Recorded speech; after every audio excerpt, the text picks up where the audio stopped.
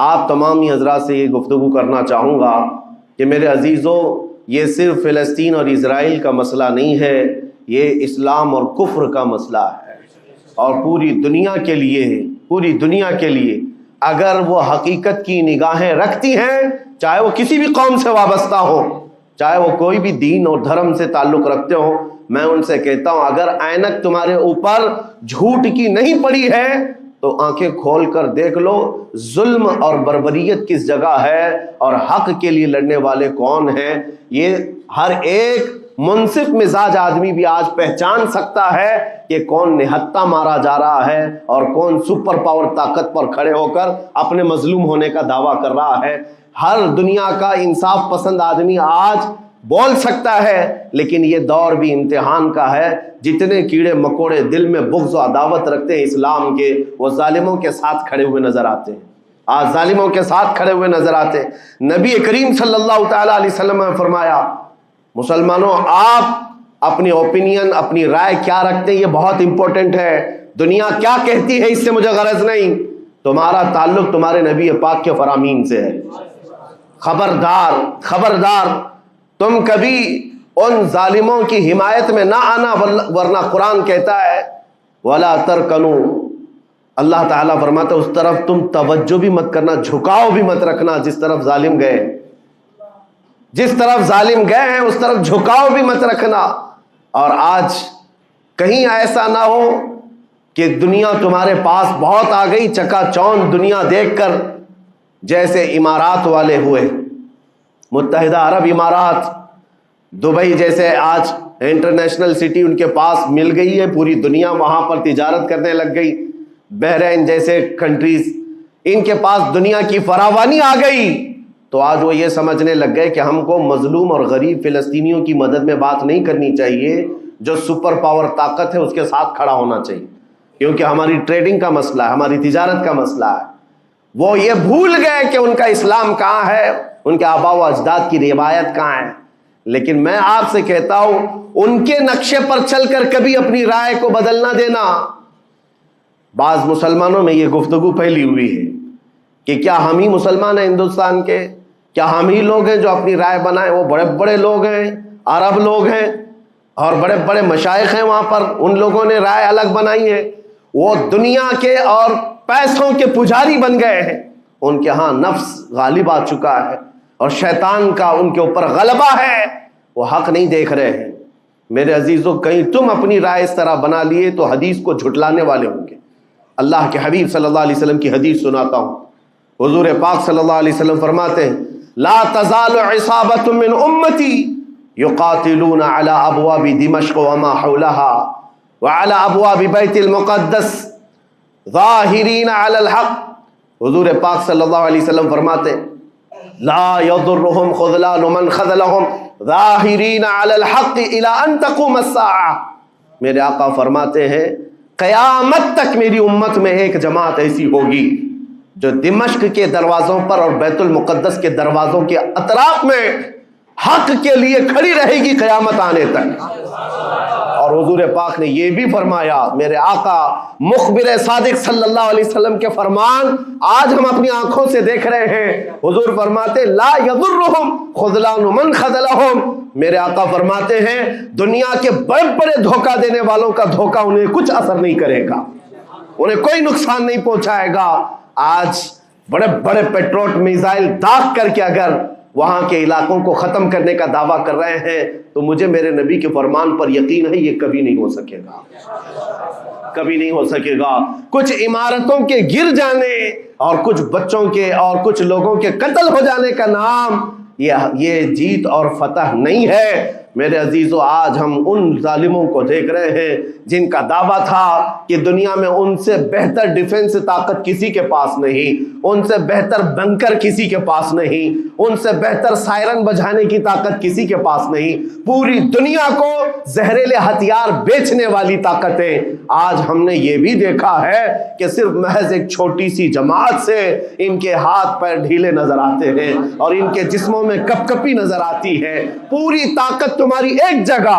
میں بھی چند دنوں قبل عمرہ میں تھا جب یہ پڑھ رہا تھا کہ ایک چھوٹی سی جماعت جس کو پوری انٹرنیشنل دنیا مل کر کے آتنکواد گھوشت کرتی ہے، امریکہ ہو، UK ہو اور دوسری بہت ساری طاقتیں، وہاں پر فلسطینیوں کی حمایت میں لڑنے والے ان مجاہدین کو یہ آتنکواد کہتے ہیں، ٹیررسٹ کہتے ہیں. جو اپنے چھوٹے سے علاقے کو بچانے کے لیے اپنی جانیں دے رہے ہیں وہ آتنکواد ہیں، وہ ٹیررسٹ ہیں. ان کے پاس کھانے پینے کی چیزیں نہیں رہ گئی، ان کی کرنٹ سپلائی بند کر دی گئی، ان کا پانی بند کر دیا گیا، پھر بھی وہ آتنکواد ہیں. میرے عزیزو، یہ دنیا کا دگلا معیار دیکھو آپ. رشیا پورے یوکرین کو تباہ کرتا رہا، پورا راکھ میں بدل دیا.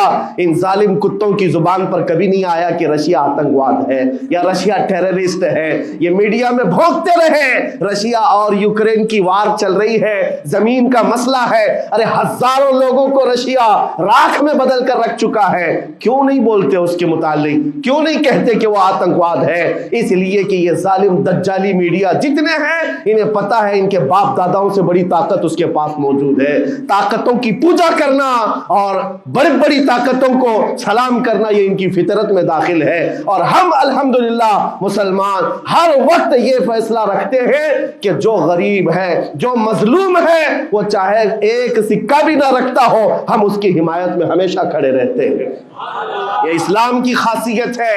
ہم طاقت و قوت اور تخت کو دیکھ کر کسی کی حمایت میں نہیں کھڑے ہوتے، بلکہ حق و باطل کو دیکھ کر اگر مظلوم چھوٹی سی جگہ پر بھی ہے تو ہم اس کے ساتھ کھڑے ہیں. اسلام میں ہو یا نہ ہو، اگر وہ مظلوم ہے تو اس کی آواز ہم اٹھاتے ہیں.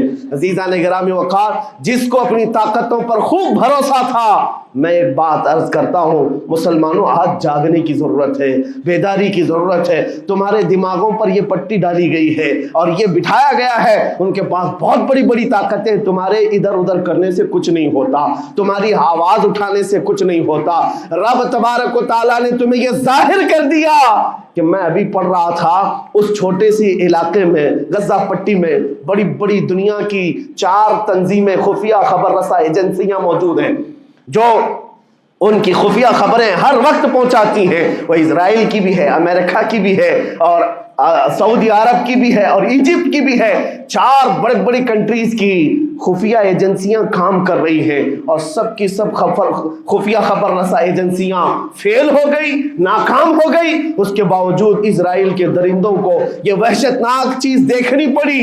دنیا آج اس میں حیرت میں ہے کہ ایسا کیسے ہو گیا، ایسا کیسے فیل ہو گیا، یہ سسٹم کیسے کام نہیں کر سکا، ہمیں پہلے سے اطلاع کیسے نہیں ملی. میں قرآن پڑھ کر کے بتاتا ہوں، میرا رب فرماتا ہے وَمَكَرُوا وَمَكَرَ اللَّهُ وَاللَّهُ خَيْرُ الْمَاكِرِينَ. کافر منصوبہ بناتے ہیں اور اللہ خفیہ تدبیر کرتا ہے اور اللہ کی خفیہ تدبیر غالب آتی ہے.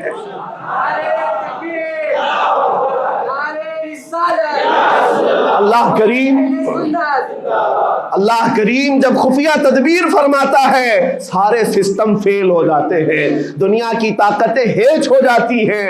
آپ کبھی یہ مت سمجھنا کہ دنیا کے پاس بہت بڑی طاقتیں ہیں. نہیں مسلمانوں، ایمان اس کا نام نہیں ہے. اقبال نے بہت پہلے کہا تھا اللہ کو پامرد یہ مومن پہ بھروسہ، ابلیس کو یورپ کی مشینوں کا سہارا. ان کے پاس یورپ کی مشینوں کا سہارا ہے لیکن مسلمان کو اپنے رب کی طاقت پر بھروسہ ہے.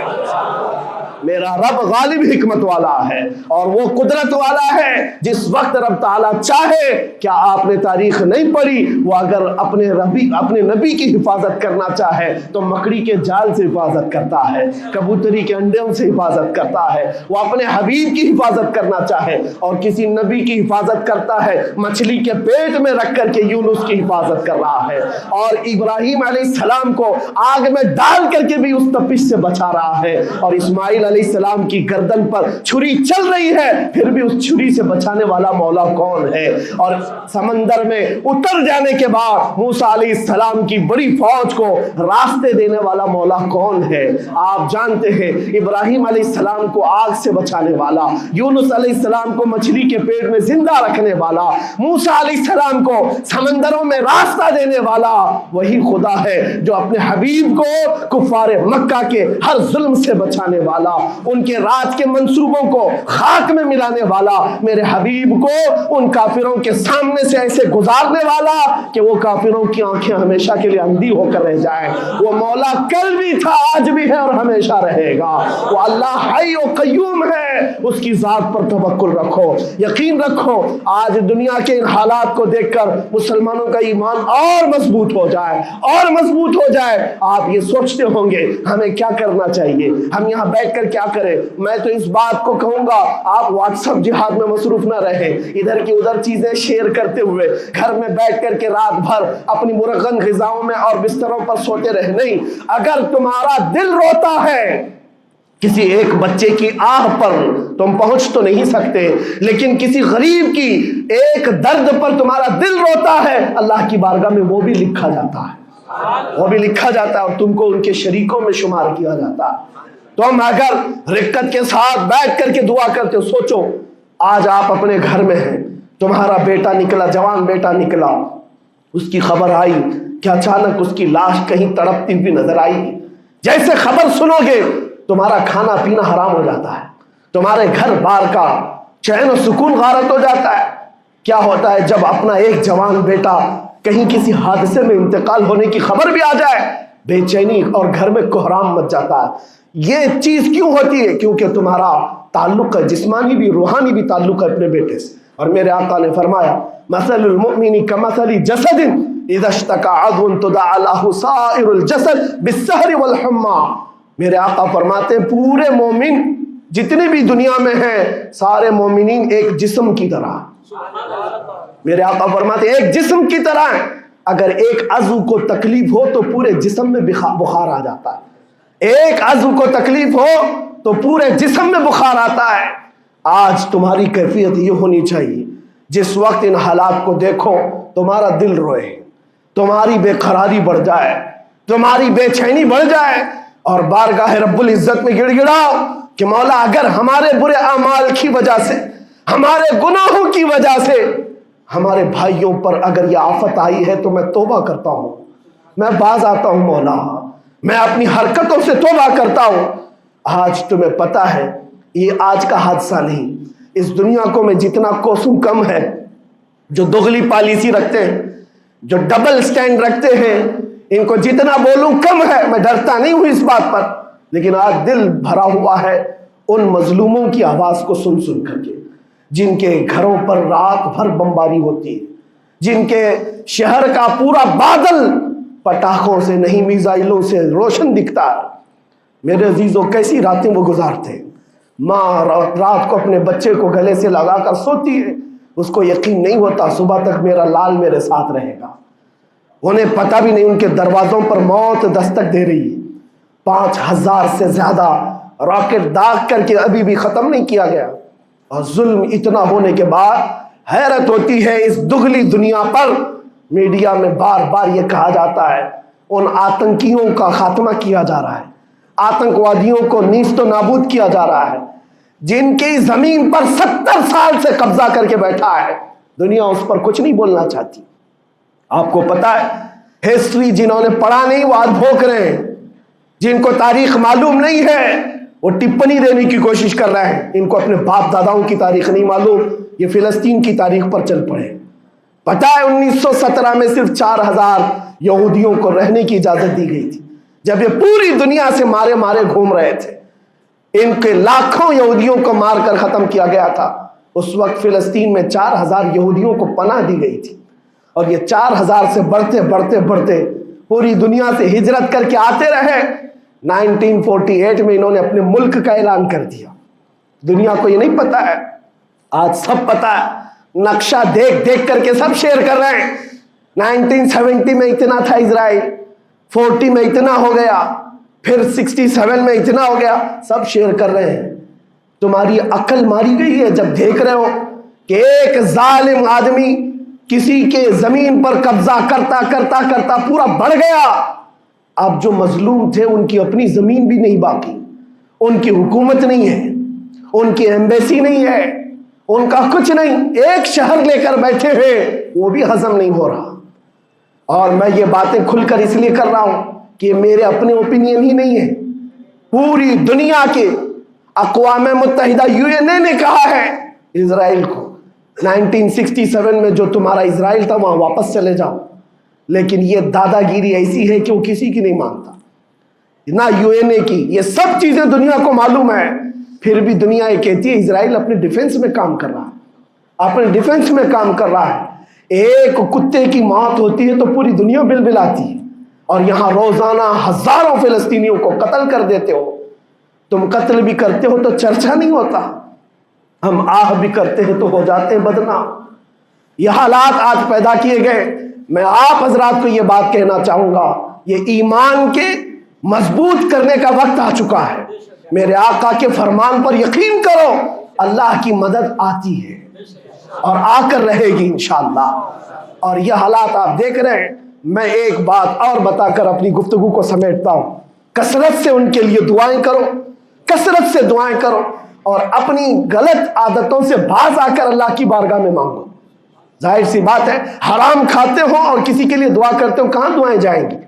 اب جو بات رہ جاتی ہے یہ کچھ دنوں کے لیے ہے، وہ بھی امتحان دے رہے، ہم بھی امتحان دے رہے، یہ امتحان کی گھڑی گزرنے والی ہے، اور قیامت کے قریب میرے آقا کا فرمان حق ہو کر صاف ظاہر ہوگا، صاف ظاہر ہوگا، پوری دنیا دیکھے گی۔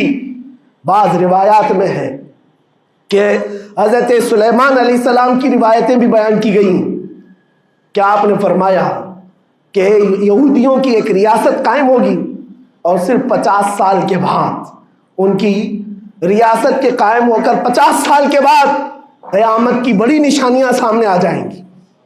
اب وہ حالات آ گئے، چند سالوں کی بات ہے، جتنا خون بہایا تھا وہ خون ختم ہوگا، اور خون شہیدہ سے صبح بہاراں آئے گی، اور ایک دن پوری دنیا دیکھے گی جب بیت المقدس پر اللہ اکبر کی صدائیں گونج رہی ہوں گی، اور امام مہدی کا ظہور ہوگا، امام مہدی آئیں گے، اور پوری دنیا میں صرف اور صرف اسلامی پرچم لہرائے گا انشاءاللہ العزیز۔ میرے آقا صلی اللہ علیہ وسلم فرماتے قیامت کے قریب تم دیکھو گے ہر چیز یہودیوں کے خلاف ہوگی، حتیٰ کہ پتھر بھی تمہیں کہیں گے یہودی یہاں چھپا ہوا ہے، پتھر بھی کہیں گے، اور حضور نے فرمایا تو یہ ہو کر رہے گا، ہو کر رہے گا۔ اس لیے ان کی طاقتوں پر نہ جاؤ، ان کی قوتوں پر نہ جاؤ۔ آج جب ایک چھوٹی سی جماعت نے تمہارے ڈیفنس سسٹم کو للکار کر رکھ دیا ہے، وہ وقت بھی آئے گا جب خدائے جلال و جبروت والے مالک خدا کو، اللہ کریم کو جب یہ دکھانا ہوگا کہ اللہ تعالیٰ ایمان والوں کی کیسی مدد کرتا ہے، تو وہ دن بھی دیکھو گے جب کیڑے مکوڑے اور حشرات کی طرح ظالم حکومتیں فنا ہو جائیں گی۔ انشاءاللہ وہ وقت آئے گا، لیکن آپ تمامی حضرات اپنے دلوں میں رقت طاری کریں، اپنے دلوں میں ان غریبوں کے لیے، ان مظلوموں کے لیے، دنیا کیا بھوگتی ہے اس کی طرف نہ جاؤ، کون کیا کہتا ہے، ان ظالموں کو ان کے ساتھ کھڑے ہونے میں شرم نہیں آتی۔ آپ کو پتا ہے یہاں ہمارے ہندوستان میں بھی بہت سارے آج نکلے ہوئے سوشل میڈیا پر جنگ کر رہے ہیں، اور ان کو لگتا ہے اسرائیل کے ساتھ کھڑے۔ آپ کو پتا ہے اسرائیل ایک ایسی یہودی ریاست ہے جو پوری دنیا کے کسی بھی دھرم کو نہیں مانتے، مسلمانوں کے بھی ویسی دشمن، ہندوؤں کے بھی دشمن، عیسائیوں کے بھی دشمن۔